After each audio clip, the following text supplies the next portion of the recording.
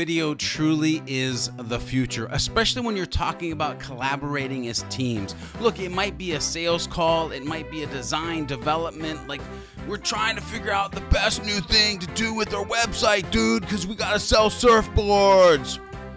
Hey, it doesn't matter what your meeting's for. If somebody comes to the party and they're not ready, meaning their light is terrible, the video quality sucks, or the audio, you can't hear them. What? You can't hear them. What? You can't hear them.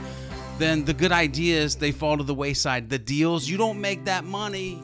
So listen, read this article. You're gonna see all the gear that you could purchase, that you could set up an amazing video conference room, something like this with a cool background. We've got examples of that too. Like, look, we cover lighting, we cover sound, we cover the quality of the video, we cover the backgrounds, everything from a budget to just whatever you want to spend.